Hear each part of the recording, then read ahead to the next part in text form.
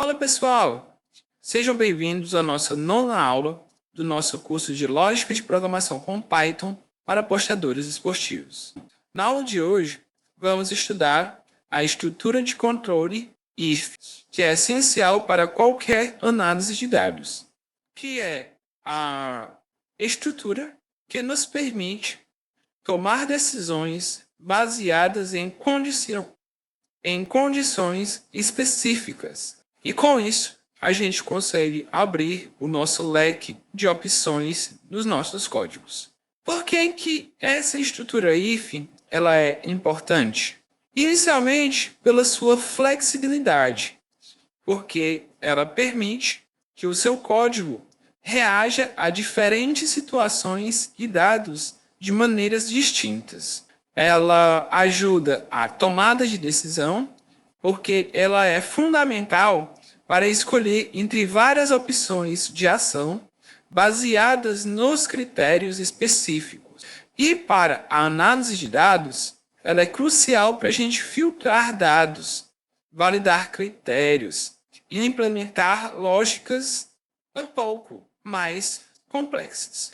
A estrutura IF em Python é simples e direta. Aqui a gente tem um exemplo básico da nossa estrutura.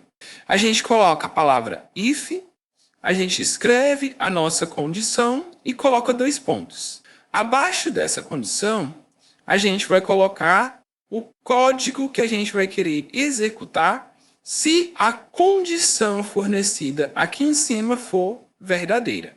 Aqui a gente tem um detalhe importante, que é a chamada indentação. A indentação nada mais é do que um pequeno espaço que a gente coloca antes do código a ser executado. Se a gente estiver utilizando o Jupyter Notebook ou o Google Colab ou alguma IDE mais conhecida como, por exemplo, o Visual Studio Code, essa indentação ela já aparece automaticamente. Então, no momento que a gente digita if, aí você coloca aqui uma condição qualquer, coloca 2 pontos. No momento que você aperta Enter, ele já desce para a posição onde você vai colocar o seu comando.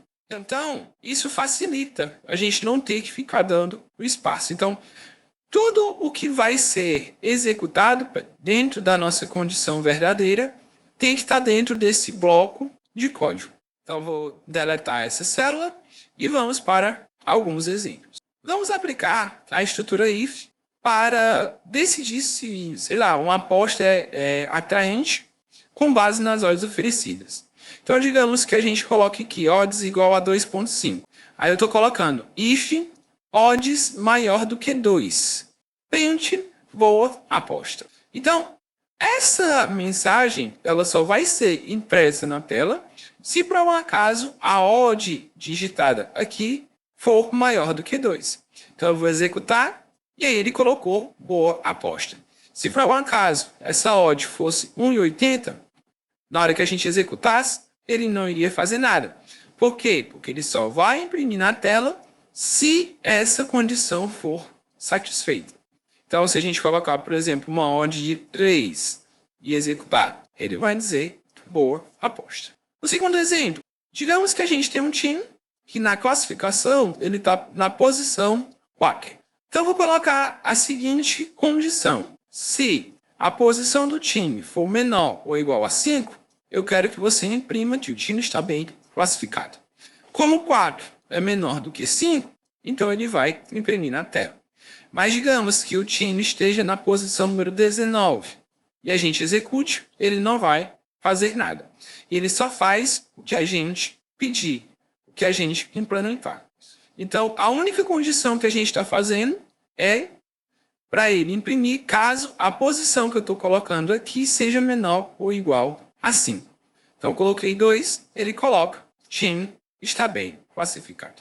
Próximo exemplo, coloquei aqui, criei uma variável chamada vitórias contra o adversário, 5, e derrotas contra o adversário, 1.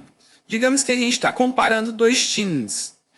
O time A vai jogar contra o time B, e aí eu quero saber o confronto entre eles, o confronto direto. Então, eu vou colocar a seguinte condição. Se if vitórias contra o adversário for maior do que as derrotas contra aquele adversário, então eu quero que você imprima na tela. O time possui vantagem histórica. Então, executando, ele vai apresentar a mensagem.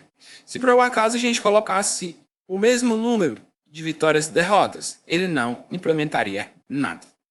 Certo? Então, só imprime se essa condição for verdadeira. E não é só imprime, né? Ele pode fazer muitas outras coisas, como a gente vai ver mais para frente. Mais um exemplo. Sequência de vitórias igual a 3. Então, se a sequência de vitórias for maior do que 3, então o time está em boa forma. Então, imprimiu aqui a mensagem. E para finalizar, vamos colocar o seguinte exemplo. Valor da aposta, igual a R$ 100. Odds, 1.5. O retorno vai ser o valor da aposta vezes a odd. Se o retorno potencial for maior do que 150, quero que ele imprime a aposta recomendável. Retorno potencial é tanto. Então, na hora que a gente executa isso aqui, ele não vai apresentar nada. Por quê? Porque 100 vezes a odd vai dar 150, que é justamente o valor que ele colocou aqui. Só que, para apresentar a mensagem, esse retorno teria que ser maior do que 150. Então, eu vou aumentar aqui a odd para 1,60. Aí ele vai apresentar para a gente o retorno potencial. Então, pessoal, basicamente é isso. Espero que vocês tenham gostado. Na nossa próxima aula, a gente vai ampliar essa estrutura, acrescentando o elif e o else.